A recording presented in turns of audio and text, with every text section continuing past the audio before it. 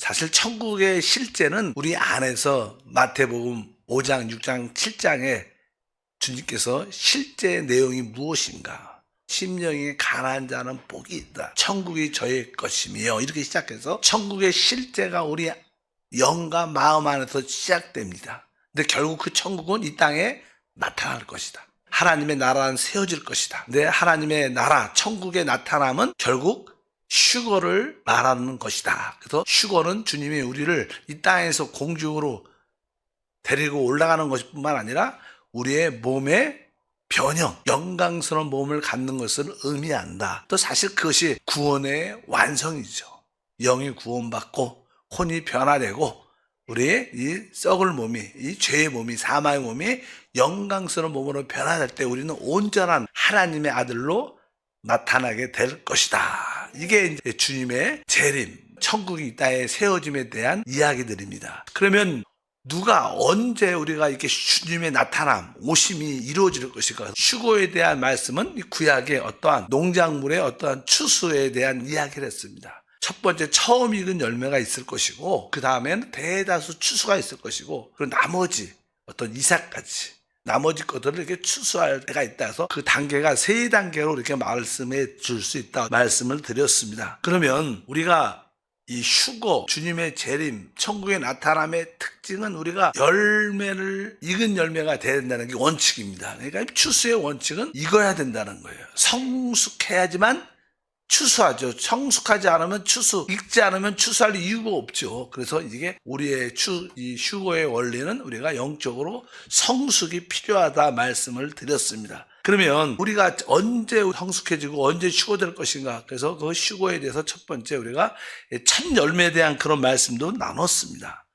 보통 성경에 보면 대다수의 성도들은 성경의 가르침에 의하면 이 환난을 어느 정도 통과하고 하지 않을까 이렇게 성경의 가르침이 있습니다. 한번 보겠습니다. 데살로니가전서 4장 16절이죠. 어제 했지만 주께서 호령과 천사장의 소리와 하나님의 나팔 소리로 친히 하늘로부터 강림하시리니 그리스도 안에서 죽은 자들이 먼저 일어나고, 그러니까 하나님의 나팔 소리가 있을 때 친히 하늘로부터 주님이 강림하실 것이다. 주님이 이렇게 오실 때 먼저 그리스도 안에서 죽은 자들이 먼저 일어날 것이다. 그래서 우리 제일 먼저는 이 죽은 자들이 먼저 다 지금 사람이 그리스도를 믿고 죽은 자들은 다 어떤 낙원에서 안식 가운데 있습니다. 부활의 몸을 기다리고 있죠.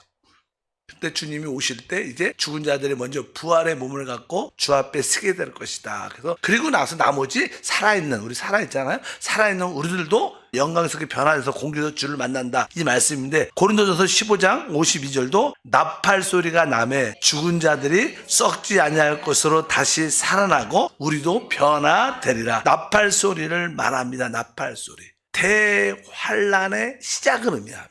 일곱째 인을 뗄 때 일곱 나팔이 나오고 그 일곱 나팔 때부터 대환란을 자세하게 설명을 하는 겁니다. 그 나팔 소리를 불 때마다 하나님의 그 심판이 있다 임하게 되는데, 근데 여기 보니까 나팔 소리라고 그래요. 그러니까 이게 대환란이 시작된 거예요. 그런 가운데 나팔도 첫 번째 나팔, 둘째, 마지막 나팔은 일곱째 나팔입니다. 일곱째 나팔이라는 것은 거의 환란 끝의 모습을 말하거든요. 왜? 그리고 나서 일곱 대접이 나오고 주님이 오시기 때문에 다시 한번 데살로니가 후서 2장 1절과 5절도 그런 맥락으로 읽어보면 형제들아 우리가 너희에게 구하는 것은 우리 주 예수 그리스도의 강림하신가 우리가 그 앞에 모임에 가나요 영으로나 또는 말로나 또는 우리에게 받았다는 편지로나 주의 날이 이르렀다 해서 쉽게 마음이 흔들리거나 두려워하지 말아야 할 것이니라. 누가 어떻게 하여도 너희가 미혹되지 말라. 먼저 배교하는 일이 있고 저 불법의 사랑 곧 멸망의 아들이 나타나기 전에는 그날이 이르지 아니하리니 그는 대적하는 자라 신이라 불리는 모든 것과 숭배함을 받는 것에 대항하여 그 위에 자기를 높이고 하나님의 성전에 앉아 자기를 하나님이라 내세우느니라. 내가 너희와 함께 있을 때 이 일을 너희에게 말한 것을 기억하지 못하느냐. 언제 주님이 강림하실 것인가. 그런 이야기들이 많이 있지만 너희가 미혹되고 흔들리거나 두려워하지 말라. 그러면서 그 말씀을 보니까 3절을 보니까 배교하는 일이 있을 것이다. 먼저 배교하는 일이 있고 저 불법의 사람 곧 멸망의 아들이 나타나기 전에 이 멸망의 아들 불법의 사람 이것은 적그리스도를 말합니다. 이 배교하는 일이 있고 적그리스도가 나타나야 된다는 거예요. 적그리스도가 나타나야 된다. 그래야지 주님이 오신다는 겁니다. 주님의 오심도 어떻게 보면 적그리스도가 먼저 나타나야 된다는 거예요. 그렇기 때문에 우리가 분명히 아는 것은 아까 죽은 자들이 먼저 일어난 다음에 살아남은 우리들도 휴거가 되는 것처럼 마찬가지로 주님이 오시려면 반드시 먼저 적그리스도가 나타나야 된다고 말씀합니다. 그래서 적그리스도가 나타나겠죠. 나타날 때 그리고 나서 휴거에 대한 이야기를 주님이 그리고 나서 오신다는 거예요. 아직 나타나지 않았죠. 정체가 드러나지 않았기 때문에 우리가 너무 그것을 중심으로 봐서 주님이 오실 때가 됐다 이것을 분명히 우리가 알아야 될 줄 믿습니다. 그래서 먼저 적그리스도가 나타날 것이다. 그 앞에 배교라는 것은 우리가 요즘에 설명을 할 때 말하는 성경을 연구하는 사람 배교는 다른 것이 아니라 우리 주님을 부인하는 것으로 떠나는 거죠. 그러니까 잘 하나님을 믿다가 돌이키는 겁니다. 그래서 그것을 그냥 이 시대에서는 종교 통합이다 이런 얘기는 많이 해요. 지금 캐톨릭 중심으로 모든 종교의 마지막의 단계는 구원은 다 똑같은 거다. 어떤 이렇게 길로 가도 마지막 구원은 다 똑같이 만나게 될 것이다. 그래서 모든 종교에도 구원이 결국은 있게 된다. 이렇게 아주 이단적인 그런 종교 통합, 왜 모든 사람과 이게 하나됨을 갖추기 위해서 종교 통합을 이루고 있는데 바로 그 배교를 그렇게 말했습니다. 거의 이 시대에도 많은 이렇게 종교 통합의 준비가 거의 다 돼 있죠. 그래갖고 우리가 이 배교가 지금 이루어지고 있고 결국 적그리스도가 곧 나타날 텐데 그때가 그렇게 될 것이다 이렇게 말씀을 합니다. 그런데 대부분 여기에 휴거는 이게 적그리스도가 나타나고 어떤 환란을 가운데 이렇게 말씀을 하는 거 보면 바로 대부분 휴거는 환란을 통과하고 있을 것이다 이렇게 말을 많이 합니다. 그러나 우리 보통 이런 어떤 교단이나 우리 교단도 이 교회는 대환란을 통과하지 않는다고 이렇게 가르쳐요. 그렇게 우리 교리가 돼 있습니다. 그런데 왜 그런 교리 가르침이 있느냐? 또 성경에는 환란 전 휴거가 많이 기록되어 있습니다. 이것은 또 환란 후죠. 그래서 어제도 말씀드렸지만 우리 계시록 3장 3절에 그런 말씀이 있죠. 그러므로 내가 어떻게 받았으며 어떻게 들었는지 생각하고 지켜 회개하라. 만일 잊겠지 아니하면 내가 도둑같이 이르리니 어느 때 내가 이럴지를 내가 알지 못한다. 그래서 주님이 오실 때 항상 이렇게 도둑같이 온다는 그런 뜻은 그분이 아주 귀한 믿음으로 아주 준비된 그런 신부로 준비된 자들을 찾으러 온다는 거예요. 그래서 이런 말에서도 먼저 주님은 첫 열매를 가지러 도둑같이 오셔서 그리고 대부분들은 환란을 통과할 때 주님이 오셔서 그들을 데려갈 것이다. 계시록 3장 10절도 분명히 말합니다.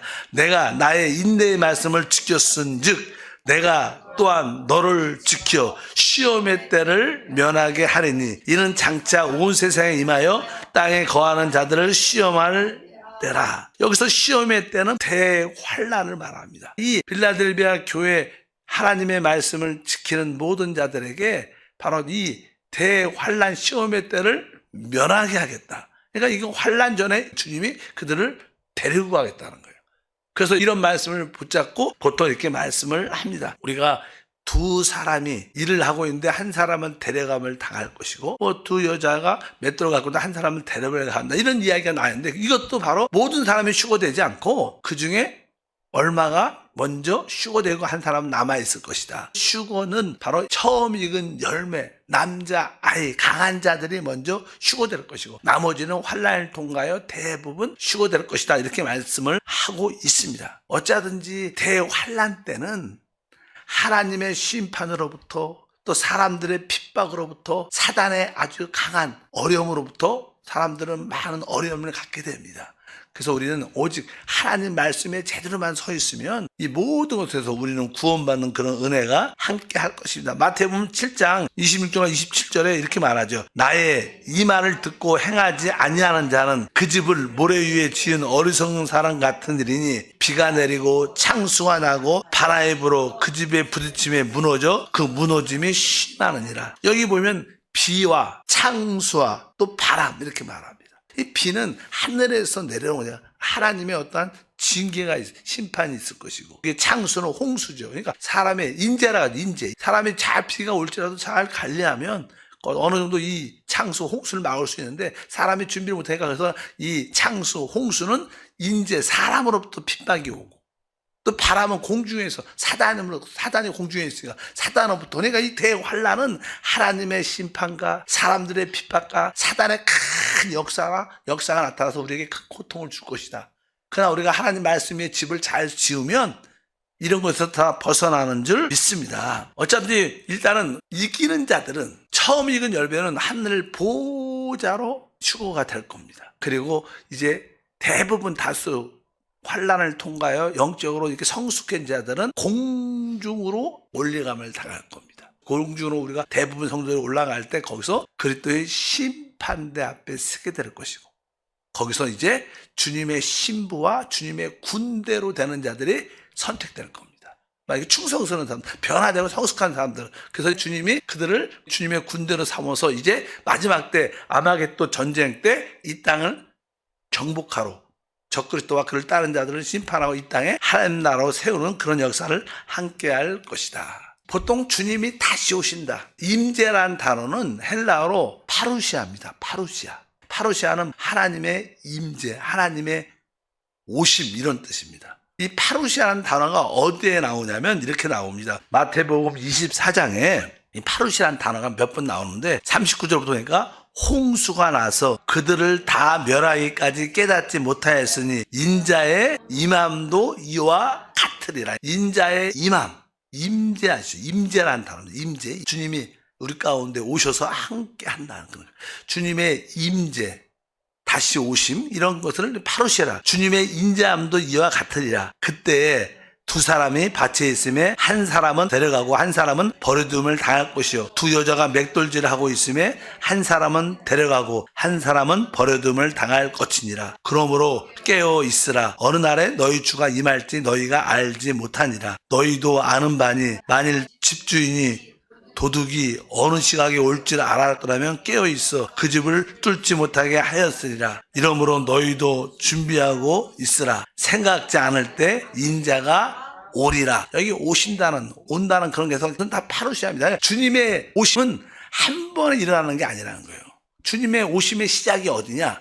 처음 익은 열매가 하나님 보좌를 이렇게 올려갑니다. 주님이 그때는 하나님 보좌에 그들과 함께 있겠지만 그때부터 주님의 오심이 시작될 거라는 거예요. 임재, 파루시아가 하나님은 그 오심의 임재가 시작되는데 어느 때부터? 바로 처음 익은 열매가 하늘 보좌로 올라갈 때, 그분은 그때 오지 않지만 그때부터 오심이 시작돼서 이제 시간이 지나면 그분이 결국 공중으로 오셔요. 그리고 결국 공중으로 오셔서 결국 이 땅으로, 주님의 군대와 함께 이 땅으로 확실히 그분의 몸이, 영광스러운 몸을 가지고 이 땅에 진짜 재림, 땅의 재림, 지상 재림을 하시죠. 그 전체를 뭐라 그래? 파루시.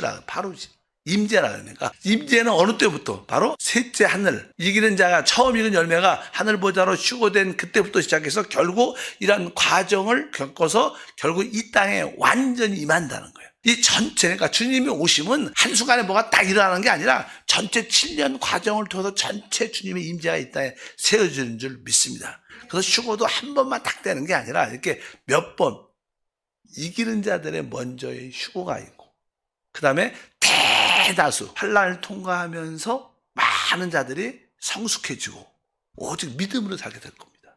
야, 우리가 진짜 드디어 이 대환난이라는 게 진짜 우리가 체험되는구나. 내가 그동안 세상을 사랑하고 나를 사랑하고 막 그랬었는데 이제 그게 아니다. 믿음을 끝까지 지켜야 된다. 우리가 믿음으로 성숙해져야 된다. 그러니까 주님을 더 사모해야 된다. 그러면서 그들은 대부분 그때 온전케 될 겁니다. 그럴 때 대부분 휴거가 될 겁니다.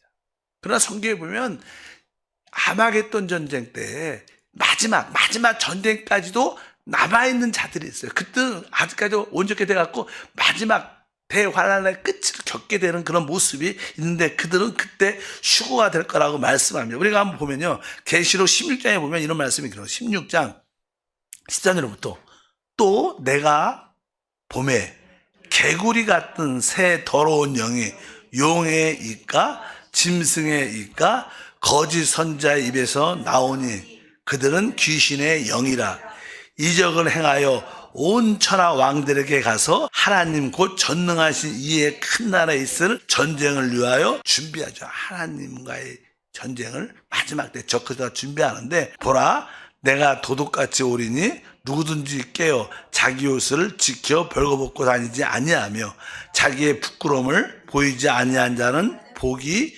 있도다. 여기 보니까 이 아마겟돈 전쟁은 이 세상 이 땅의 거의 마지막 부분입니다. 아마겟돈 전쟁 끝에 주님이 그의 군대와 함께 오시죠. 이기는 자들 함께 와서 그들을 멸하는데 그러니까 그때도 아마겟돈 대환란의 마지막 끝에도 뭐요? 아직 휴거되지 않은 사람들이 남아있다. 거기에는 유대인도 포함될 것이고 또 믿는 사람도 남아있을 겁니다. 그들은 이제 그 과정을 통해서 그 아마겟돈 전쟁이 끝날 때 그들은 구원을 받게 돼요. 휴거된다는 그런 뜻을 의미하는 것을 우리가 알아야 됩니다. 그러니까 아까 말씀드린 것처럼 처음 익은 대다수 추수 그리고 마지막 이삭 주기가 있다는 거예요. 우리가 어디에 속할 것인가는 우리의 선택에 달려있고 우리의 신앙의 성숙에 달려있는 줄 믿습니다. 그래서 그냥 우리 다 같이 그냥 한 번에 확 휴거되고 이런 개념은 성경에서 말하지 않는다. 이 휴거는 우리의 성숙에 따라 달라진다.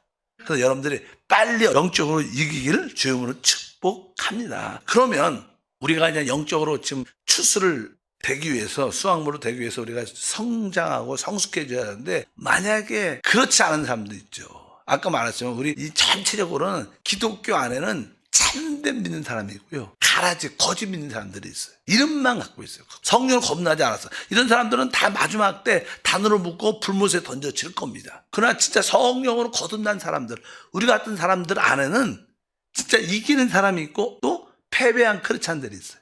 그렇지 않아요. 여전히 구원을 받았지만 세상을 살아고 육신 가운데, 죄 가운데 주님 일에 관심이 없는 그런 사람도 많죠. 근데 우리 참된 거듭난 사람 안에는 이기는 자가 있고 패배한 자가 있는데 그러면 우리가 이기는 자들은 온전케 된 자들은 다 이렇게 주님의 신부가 되고 군대가 되고 그런 반열에 쓰지만 만약에 패배한 크리스찬들은 어떻게 할 것인가? 모든 사람이 다 영적으로 성장하지 않죠. 그래서 그들에 대해서는 성경에 그들은 불못에 영원히 던져지진 않죠. 그러나 그들에 대해서 성경은 이렇게 말씀합니다. 마태복음 22장 13절에 임금이 사람들에게 말하되 그 손발을 묶고 바깥 어두운 데로 내던지라. 거기서 슬피 울며 이를 갈게 되리라 하시니라. 바로 여기에 바깥 어두운 데 내던지라. 이 바깥 어두운 데는 지옥, 불못을 말하지 않아요. 이런 장소가 있다는 거예요. 여기서 나오는 이야기들은 바로 하나님을 믿었던 하나님 안에 있던 종들을 말합니다. 충성하지 못했던 종들. 그 다음에 또 24장 51절도 어미 때리고 외식하는 자가 받는 벌에 처하리니 거기서 슬피 울며 이를 갈리라. 그런 말을 거기서 슬피 울며 이를 갈 것이다. 거기가 어딘가. 또 마태복음 25장 30절도 이 무익한 종을 바깥 어두운 데로 내쫓으라. 거기서 슬피 울며 이를 갈리라. 그러니까 이기는 자들은 그리스도의 신부와 군대라서 주님과 함께 공동왕으로 이 땅에 하나님의 나라를 다스리겠지만 실패한 크리스찬들은 이렇게 불못도 아니지만 어떠한 어두운 데 던져서 슬피 울며 이를 가는 어떠한 시간이 있을 거라고 성경이 말씀합니다. 그래서 우리는 이 땅에서 바로 주님을 추구하고 이기는 자로 사모하고 영적으로 성장하는 우리 모두가 돼야 될 줄 믿습니다. 그래서 우리는 패배한 크리스찬으로 남지 말고 이기는 크리스찬으로 진짜로 남아야 된다. 특별히 우리가 사는 이 시대는 특별히 그렇습니다. 그렇게 때가 많이 남지 않았죠. 아마 우리 생에 뭐 나이가 차이가 많지만 그래도 우리 생에 주님은 오실 것을 항상 믿어야 돼요. 그럼 기대가 있어야죠. 주님이 오시지 않는다. 그렇게 생각하지 마시고 우리 세대 내 생애 안에 주님은 꼭 오실 것이다. 우리 조영기 목사님도 아마 내 생에 주님이 꼭 오실 것이다 하셨는데 그냥 안 오셨죠. 그러나 우리는 그런 기대는 있어야 돼. 기대. 그러나 우리는 조금 더 주님의 때가 가까워 우리 세대 안에는 오실 것이다.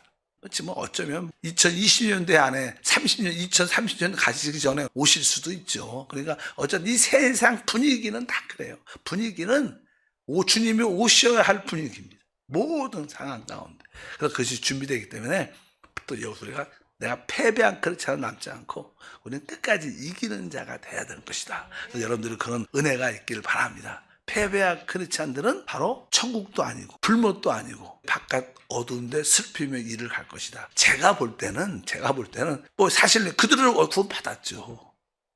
그러니까 영원한 시대는 문제가 없어요. 그냥 천년왕국이 끝나면 천년이 지나면 이제 새 하늘과 새 땅이 시작할 때 이들은 영원히 구원받았기 때문에 그러나 그들이 천년왕국이 지나가는 동안 그들은 보상 왕노릇한 축복을 받지 못하고 어두운 데 슬피며 일을 하지만 그들은 거기서 제가 볼 때는 영적으로 회개하고 돌이키고 잘못을 깊이 깨달았고 반성해갖고 영적으로 온전해질 거예요.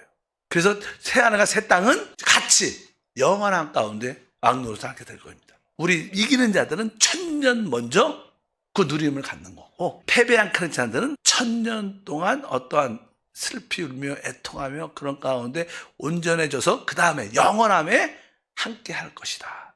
이렇게 말하는 게 성경적인 가르침이라고 말씀을 드릴 수 있습니다. 그래서 우리는 이 시대에 이기는 자가 되자. 하나님 다시 한번 주님이 다시 오심, 천국이 이 땅에 나타남, 또 휴거에 대한 올바른 이해를 갖게 도와주셔서 그 믿음으로 주님을 섬기도록 도와주시고 마지막 때 우리가 조금 근신하고 깨어있는 믿음의 삶으로 세워지게 도와주사 우리 모두가 주님의 신부로 또 주님의 군대로 준비되게 하옵소서. 주 예수 이름으로 기도합나이다. 아멘.